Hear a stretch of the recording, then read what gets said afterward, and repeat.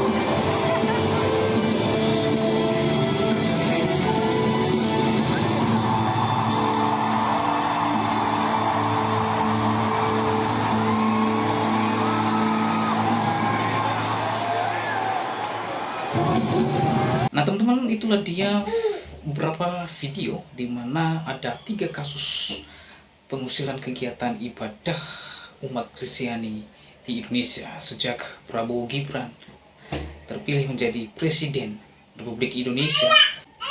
Ustadz Permadi Arya mengungkap fakta terjadinya intoleransi di masa Presiden Prabowo Gibran. Oleh sebab itu, tokoh ini mengatakan kiranya kasus ini ditangani secara serius. Mengapa? Karena kasus ini terus-menerus dialami oleh umat Kristiani di Indonesia. Sebab umat Kristiani di Indonesia selama ini tidak sepenuhnya mereka merdeka. Bagaimana mereka beribadah, ada oknum-oknum tertentu yang terus mengganggu, membubarkan dan mengusir ibadah umat Kristiani. Bahkan beberapa bulan yang lalu ada seorang RT yang ikut bagian sebagai pelaku utama, eksekutor utama di dalam pembubaran ibadah pemuda Kristen Katolik. Padahal itu dilakukan di rumah, tapi mereka memakai SKB 2 Menteri untuk melakukan aksi mereka, supaya mereka melakukan penolakan dan pengusiran. Kalau tidak ada izin, maka mereka melakukan aksi mereka. Sungguh miris sekali terjadi di Indonesia ini, pengusiran latihan KOR yang baru-baru ini dalam mempersiapkan perayaan Natal. Tetapi oknum-oknum para intoleran, mereka mempertanyakan izin dan minta izin kepada warga. Tidak cukup itu, maka buatlah laporan kepada pemerintah supaya dapat izin. Ini orang-orang paling tidak tahu diri bangsa ini, orang-orang yang tidak baca aturan-aturan yang ada di pemerintah. Tetapi mereka seolah-olah bekerja untuk pemerintah, tetapi mereka sedang mendiskreditkan umat agama lain. Ini sangat miris sekali terjadi. Di salah satu rumah mereka berlatih KOR. KOR itu paduan suara. Nah, mereka berlatih KOR untuk persiapan Natal. Tetapi ada oknum-oknum yang mempertanyakan, datang di rumah dan menggagalkan kegiatan umat Kristen Katolik tersebut. Mengapa harus ada izin? Ya. Sejak kapan ada izin KOR doa di rumah?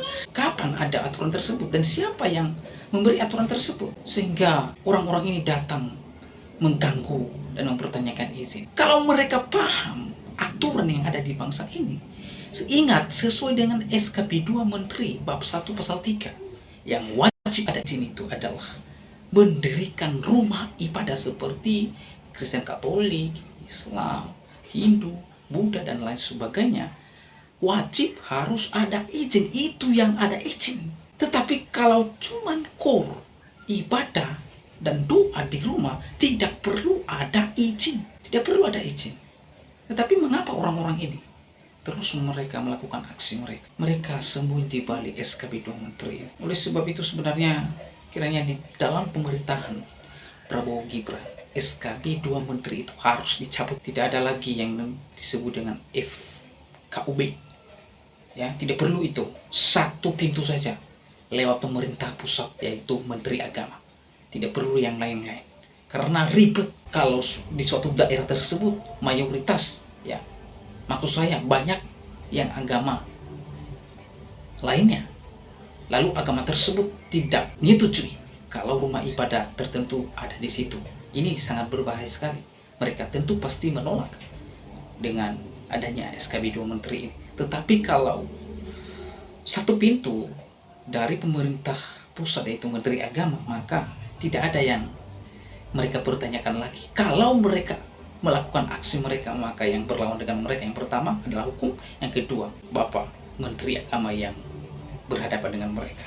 Jadi oleh sebab itu kiranya sekali lagi di dalam pemerintahan Prabowo Gibran, kiranya kami umat Kristiani di Indonesia boleh senantiasa beribadah dengan bebas, memuji Tuhan dengan bebas, berdoa dengan bebas, dan kegiatan dengan bebas di dalam gereja, di dalam momen-momen atau hari-hari besar agama Kristiani. Oleh karena saudara, bagaimana tanggapan dan pendapat saudara setelah menyaksikan videonya? Yuk berkomentar di kolom komentar. Kiranya komentar saudara komentar yang membangun, komentar yang mengedukasi kita semua.